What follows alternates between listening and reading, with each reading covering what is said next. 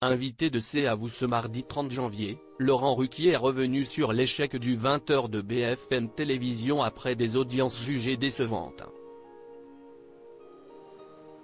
En décembre dernier, Laurent Ruquier annonçait son départ de BFM Télévision suite aux mauvaises audiences du 20h qu'il co-présentait depuis le mois de septembre aux côtés de Julie Hameau.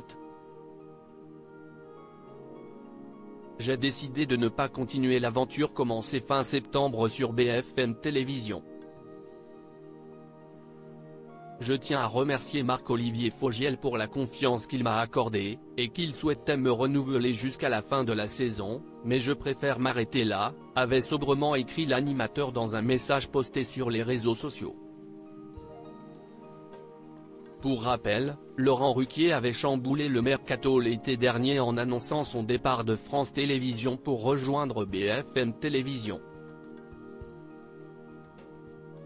Laurent Ruquier regrette-t-il son expérience à BFM Télévision? Il répond ce mardi 30 janvier, Laurent Ruquier a fait son grand retour sur le service public le temps d'un passage dans C'est à vous.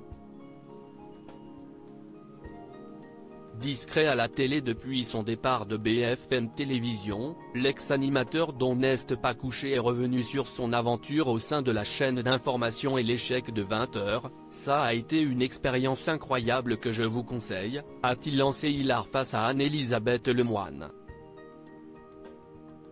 Si est un truc inimaginable d'être au cœur d'une chaîne d'info. Pour ça, je ne regrette pas. Moi, les expériences de ma vie, je ne les regrette pas. Évidemment, j'aurais préféré que ça fonctionne, que ça marche, que ça ait plus de succès. Bon, ça n'a pas été le cas. Après, on peut avancer 10 000 raisons. Les succès, si est pareil.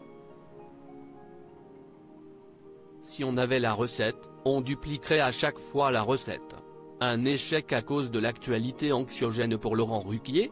Sur le plateau de C'est à vous, Laurent Ruquier a admis que l'actualité anxiogène des derniers mois ne l'a pas aidé. Je pense qu'au fond, au bout d'un moment, j'ai compris que ce n'était pas fait pour moi, que le public aime que je donne mon opinion, deuxièmement, que je le fasse rire. En fait, je vais vous dire, pour que ça marche à BFM, il aurait fallu qu'il ne se passe rien.